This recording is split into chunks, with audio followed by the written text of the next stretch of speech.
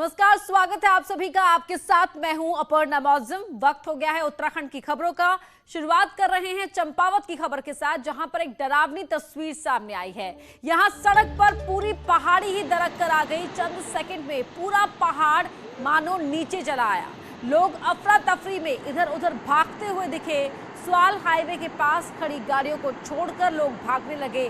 सड़क बंद होने से दोनों ही तरफ गाड़ियां फंस गई। देखिए किस तरह से यहाँ पूरा पहाड़ दरक कर नीचे आ रहा है और ये पूरा मलबा, जो पहले एक पहाड़ खड़ा था, वो कुछ सेकंड में ही पूरा पहाड़ मलबे में तब्दील हो गया। सैकड़ों टन मलबा सड़क पर आ गया। लोग अपनी गाड़ियां छोड़कर वहां से भागने लगे। अफरा तफरी का माहौल वहां पर हो गया। ये देखिए किस तरीके से लोग पहले तो देख रहे थे कि यहाँ पर हो क्या रहा है। उसके बाद जब लगा कि ये मामला बेहद गंभीर है, मलबे में दब सकते हैं, तो वहां से भागना शुरू कर दिया। सड़क के दोनों ही तरफ जो गाड़ियां फंस गई वहां पर, और चंद सेकंड में पूरा पहाड़ नीचे आ गया। बहुत ही डेंजरस स्लाइडिंग हो रही है, इतनी खतरनाक। दो तस्वीरें आप देख रहे हैं चंपावत की लैंडस्लाइड की तस्वीरें। दरकता हुआ पहाड़ देखिए किस तरह से नीचे आ रहा है और इधर उधर लोग अपनी जान बचाने को भाग रहे हैं। बहुत ही खतरनाक, बहुत डेंजरस, बहुत ही डेंजरस पूरा पहाड़। जो सूचना हमें मिली और जो फोटो भी हमने देखे हैं, तो इस बार जो मलबा है वो काफ़ी अधिक मात्रा में है। पूरा हिल स्लाइड होकर वहाँ पर गिर चुका है, तो पूरी तरह से बंद है। तो संभवतः अभी उम्मीद है कि उसमें 48 घंटे लग सकते हैं, 2 दिन कम से कम लग सकते हैं उसको क्लियर करने में। तो इसके मद्देनजर ही हमने जो टनकपुर से ऊपर आने वाला ट्रैफिक है, चंपावत से नीचे जाने वाला ट्रैफिक है, उसको रूट डाइवर्ट करने के लिए निर्देशित किया है कि कोई भी अगर व्यक्ति इस तरफ आना चाहता है तो इस रोड को छोड़कर अन्य मार्गों पर से आने का प्रयास करें। अविभाजित यूपी के पूर्व सीएम कल्याण सिंह पंचतत्व में विलीन हो गए। बुलंदशहर के नरौरा में कल्याण सिंह को अंतिम विदाई के लिए पूरा जन सैलाब उमड़ पड़ा। केंद्रीय गृह मंत्री अमित शाह से लेकर राजनाथ सिंह, उत्तराखंड के मुख्यमंत्री पुष्कर सिंह धामी, प्रदेश अध्यक्ष मदन कौशिक, यूपी के सीएम योगी आदित्यनाथ सभी मौजूद रहे। राजकीय सम्मान के साथ बाबूजी को विदाई दी गई। 89 साल के कल्याण सिंह पिछले 1.5 महीने से अस्पताल में एडमिट थे।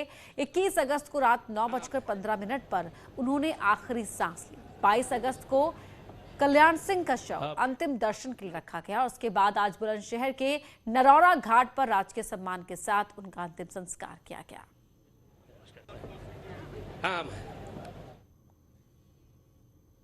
उत्तराखंड विधानसभा का मानसून सत्र आज से शुरू हो गया है। वंदे मातरम के साथ सदन की कार्यवाही सुबह 11 बजे शुरू हुई। कार्यवाही में सीएम धामी समेत तमाम नेता शामिल हुए। पहले दिन सदन में इंदिरा हृदय, कल्याण सिंह समेत दिवंगत नेताओं को श्रद्धांजलि दी गई। विधानसभा के सदन में जाने से पहले सभी सदस्यों ने विधानसभा गैलरी में दिवंगत पर्यावरणविद सुंदरलाल बहुगुणा के चित्र पर पुष्प अर्पित किए, उन्हें श्रद्धांजलि दी।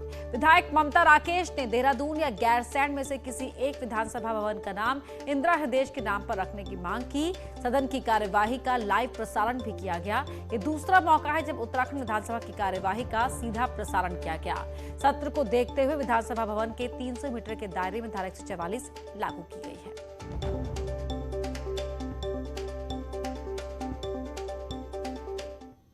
जो दिवंगत हुए हैं हमारे नेता प्रतिपक्ष डॉक्टर इंदिरा हृदय जी, हमारे इसी सदन के साथी गोपाल लाल जी और तमाम अन्य साथी, उन्हें सभी साथियों ने अपनी श्रद्धांजलि अर्पित की है। बहुत से वरिष्ठ हमारे नेता आज हमारे बीच में नहीं है, तो उनको श्रद्धांजलि देने का दिन है। मॉनसून सत्र के पहले दिन की कार्यवाही शांतिपूर्वक संपन्न हुई, जिसमें पूर्व नेता प्रतिपक्ष इंदिरा हृदय समेत 7 दिवंगत सदस्यों को श्रद्धांजलि दी गई। लेकिन कल दूसरा दिन ठीक इसके उलट होने वाला है।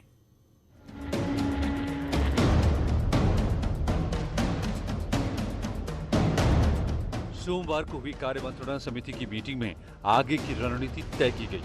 कांग्रेस आपदा प्रबंधन, बेरोजगारी, महंगाई, कर्मकार कल्याण बोर्ड, कुंभ में कोविड घोटाला जैसे मुद्दों के साथ सरकार को घेरने की तैयारी में है। कांग्रेस का कहना है कि हमारी संख्या सदन में भले ही 10 हो, लेकिन हम सरकार पर भारी पड़ेंगे और मुद्दे इतने हैं कि 4 दिन का समय बहुत कम है। देखिए आगे आगे होता है क्या। कल सदन की विधिवत शुरुआत है और मैं कह सकता हूँ कि संख्या 10 है, लेकिन सरकार पर भारी रहेगी। लोगों की कमी तो है ही नहीं। सदन में हंगामे को देखते हुए सत्ता पक्ष भी अलर्ट है। मंत्रियों को पहले ही पूरे होमवर्क के साथ सदन में आने को कहा गया है। संसदीय कार्य मंत्री बंशीधर भगत का कहना है कि हम हर सवाल का जवाब देने को तैयार हैं। आगे जैसा सामने वाला कहेगा उस हिसाब से माहौल बनेगा। सामने वाला कहेगा भाई प्रश्न चलाओ तो हम प्रश्न का उत्तर देंगे। अब वो कहेगा नहीं जी हमने तो प्रश्न नहीं चलाना है, तो फिर हम उस हिसाब से चलेंगे। बहरहाल मंगलवार को सदन की कार्यवाही हंगामेदार रह सकती है। विपक्ष सदन के भीतर तो सरकार पर सवालों की बौछार करेगा ही, सदन के बाहर भी वो जनता का ध्यान खींचने की कोशिश करेगा। न्यूज़ 18 के लिए देहरादून से सुनील नप्रभात की रिपोर्ट। कांग्रेस चुनाव प्रचार समिति के चेयरपर्सन हरीश रावत ने जय श्री गणेश अभियान का पोस्टर जारी किया, जिसमें गणेश गोदियाल को संकट नाशन गणेश दिखाया गया है और बेरोजगारी, महंगाई, महिला अपमान, भ्रष्टाचार, दल बदल और कुशासन का संकट दिखाया गया। इस संकट पर तीर, वज्र और चक्र से वार करते गणेश गोदियाल नजर आ रहे हैं।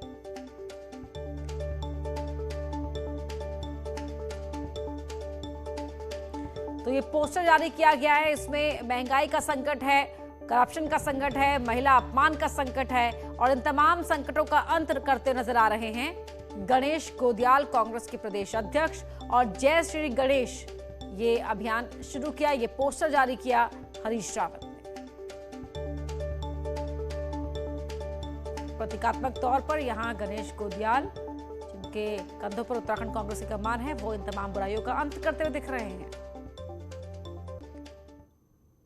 कांग्रेस के राष्ट्रीय प्रवक्ता पवन खेड़ा ने आज देहरादून में प्रेस कॉन्फ्रेंस की और बीजेपी पर जमकर निशाना साधा। उन्होंने कहा कि उत्तराखंड में डबल इंजन ट्रबल इंजन बन गया है। अब तक डबल इंजन के 3 ड्राइवर बदले जा चुके हैं। पवन खेड़ा ने कहा कि बीजेपी जवाब दे कि बार बार मुख्यमंत्री क्यों बदले गए। पवन खेड़ा ने कहा कि उत्तराखंड में 14% बेरोजगारी दर पहुंच गई है। सीएम बदलने से लोग बातें भूल नहीं जाएंगे। पवन खेड़ा ने आम आदमी पार्टी पर भी निशाना साधा और कहा कि दिल्ली में आपने कोई विकास कार्य नहीं किया है। सुबह से रात तक डबल इंजन ये हम भाषण सुनते आए हैं मोदी जी का और Bharatiya Janata party. Double engine देवभूमि के लिए, उत्तराखंड के लिए एक ट्रबल इंजन के अलावा और कुछ नहीं है। 3 ड्राइवर डबल इंजन के बदले गए हैं। पहले तो हम इस बात का जवाब मांगना चाहते हैं इस सरकार से कि ये जो सेल्फ सर्टिफिकेशन आपने दिया है अपनी विफलताओं का, ये बार बार मुख्यमंत्री बदलना और कुछ नहीं है, एक स्वीकारोक्ति है कि हाँ हम फेल हुए, हाँ हम असफल हुए, हाँ हम विफल हुए, हाँ हमने धोखा दिया इस प्रदेश की जनता को। दिल्ली में जो हालत हुई कोविड, इस पार्टी की पोल खुल गई वहां। ये मुफ्त बिजली वाले लोग उस मुफ्त बिजली में जितना तेज करंट आया जनता को इस कोविड में, उससे उत्तराखंड की जनता भी समझती है। विधानसभा सत्र के पहले दिन उत्तराखंड क्रांति दल यानी यूकेडी ने सड़क पर अपना दम दिखाया। पार्टी अध्यक्ष काशी सिंह एरी के साथ बड़ी संख्या में पार्टी कार्यकर्ताओं ने प्रोटेस्ट किया। हालांकि सत्र के चलते यूकेडी कार्यकर्ताओं को सुरक्षा बलों ने पहले ही रोक दिया। यूकेडी की मांग है उत्तराखंड में भी हिमाचल प्रदेश की तरह कड़ा भू कानून बनाया जाए, क्योंकि जिस तरह से उत्तराखंड में जमीन की बिक्री हो रही है वो यहाँ की सभ्यता और संस्कृति के लिए ठीक नहीं है। आज उत्तराखंड क्रांति दल का विधानसभा घेराव का कार्यक्रम, भू कानून जो सारे जनमानस की मांग है उसको लेकर विधानसभा का घेराव का कार्यक्रम था। लगातार जनमानस यह मांग करते आया है कि उत्तराखंड राज्य में एक सख्त भू कानून होना चाहिए। सीएम पुष्कर धामी ने देहरादून के रायपुर विधानसभा क्षेत्र में वैक्सीनेशन कैंप का शुभारंभ किया। सरकार ने एक दिन में राज्य में 2 लाख लोगों को वैक्सीन देने का लक्ष्य रखा है। सीएम धामी ने कहा कि अगले 3 से 4 महीने में राज्य में वैक्सीनेशन पूरा कर लिया जाएगा। कार्यक्रम में स्वास्थ्य मंत्री धन सिंह और केंद्रीय रक्षा राज्य मंत्री अजय भट्ट भी मौजूद रहे। बागेश्वर जनपद जो पूरी तरह से 100% वैक्सीनेशन हो गया है, रुद्रप्रयाग जनपद में भी 100% वैक्सीनेशन हो गया है। एक हमारा पौड़ी जिले का खिरसू ब्लॉक है, वहां भी 100% वैक्सीनेशन हो गया है और अगले 3 से 4 महीने के बीच में पूरी वैक्सीन लग जाएगी। देखिए, हमारे राज्य में आज तक 78 लाख लोगों पे वैक्सीन लग चुकी है और देश में पहला स्थान हमारे राज्य का है कि जो 2 जिले 100% हमारे हो गए हैं। और आज हमारा टारगेट है कि हम पूरे प्रदेश में लगभग 2 लाख लोगों पे वैक्सीन लगाएंगे। 78 लाख वैक्सीनेशन अभी तक हो चुके हैं। जो माननीय प्रधानमंत्री जी ने निर्देश दिए हैं उसके अनुरूप हमारी सरकार, हमारा स्वास्थ्य विभाग बहुत तेजी से काम कर रहा है। अगले 6 महीनों के भीतर होने जा रहे विधानसभा चुनाव को लेकर तैयारियां शुरू हो गई हैं। उधम सिंह नगर के रुद्रपुर जिला मुख्यालय में बिहार से कंट्रोल यूनिट, बैलेट यूनिट और वीवीपीएटी मशीन लाई गई है। वीवीपैट मशीन लाई गई है। सुरक्षा के बीच मशीनों को स्ट्रांग रूम में रखा गया है। अगले महीने इन मशीनों को सभी राजनीतिक पार्टियों के प्रतिनिधियों को दिखाया जाएगा।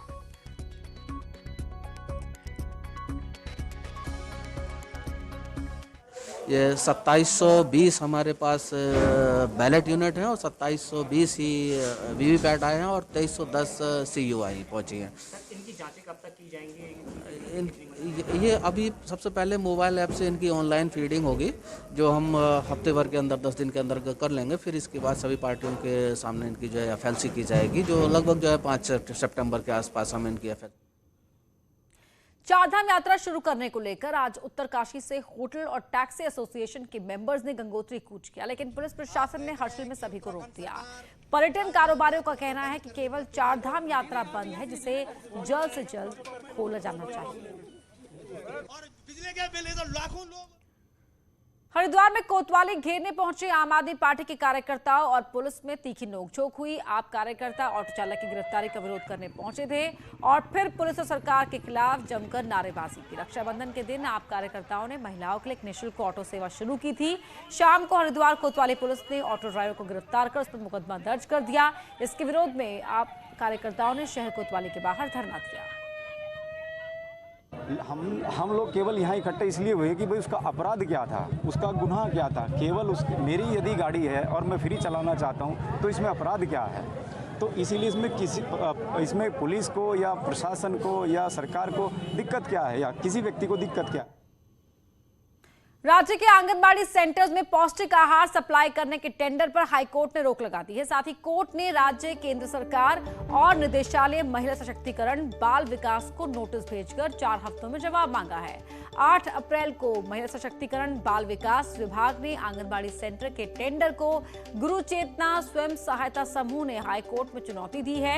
याचिका में कहा है कि बड़ी कंपनियों को फायदा दिलाने के लिए टेंडर की शर्तों में बदलाव किया गया है और सुप्रीम कोर्ट के आदेशों को भी विभाग ने दरकिनार कर दिया।